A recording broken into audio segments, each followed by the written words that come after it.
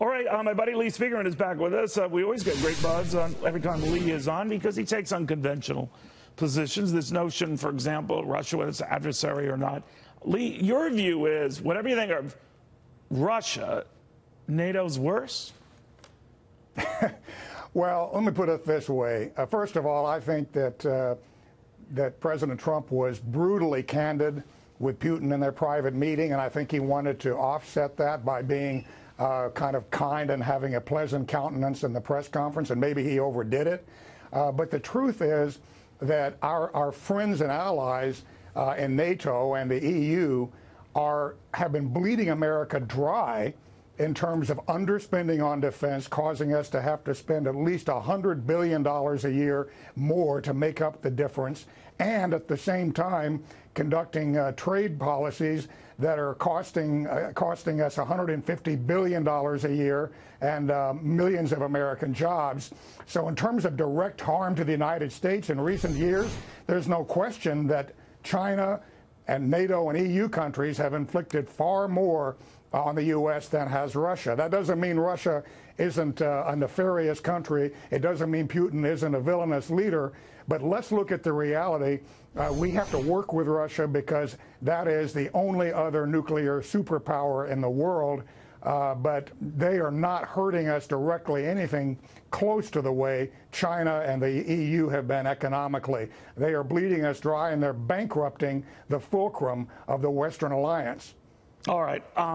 There's a lot to disagree with you on there, but I'm not going to go there. I will, though, raise a comment about when the president asked for all the NATO members to beef up their military spending. To get to the 4% level, it would mean the Germans, keep in mind, to spend almost 4 times what they're spending now on the military. After World War II, for obvious reasons, as you know, the Germans themselves said, you know, we're going to cool it on this. And now we're asking, well, uncool it. And I'm just wondering, as a great student of history you are, on any level, does that bother you? Germany spend 4 times, Germany, 4 times what you spend now on defense.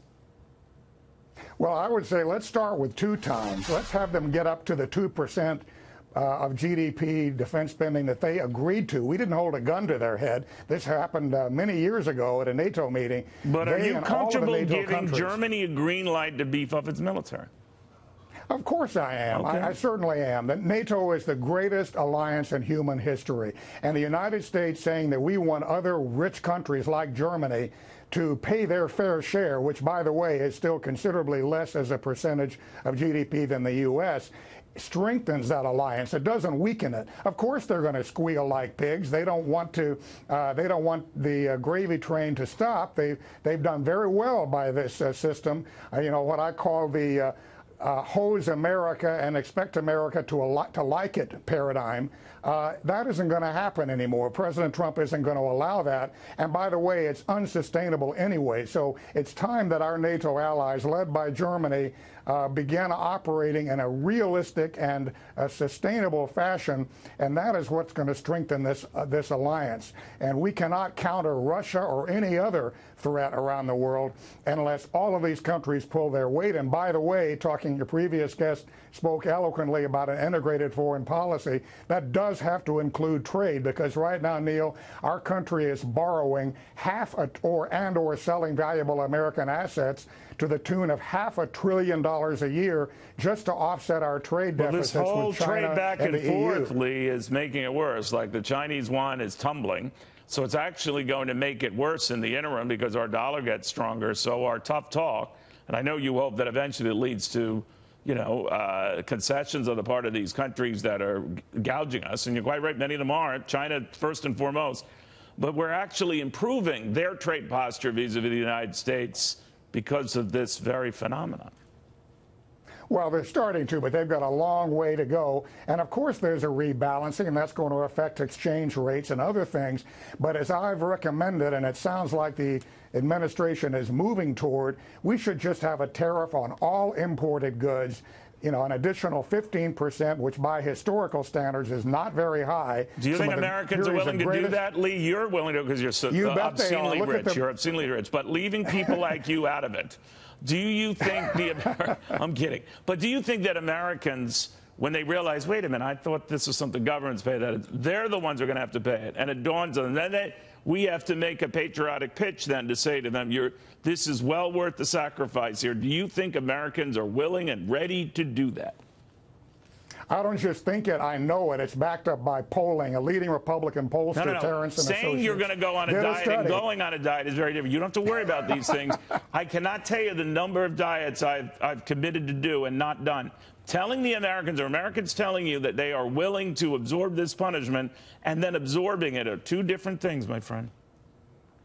Well, let me tell you, first of all, the entire tariff will not be passed on to Americans because importers will compress margins and find other ways to cut costs. It's a brutally competitive world economy. That's number one. Number two, no one ever talks about the other side of the equation. We're going to have millions of Americans with either better paying jobs or better incomes because this importing and offshoring orgy that we've had, over the past decades has imploded American middle-class incomes. Obviously, when you can access workers overseas making $6 a day, that's going to hurt American workers.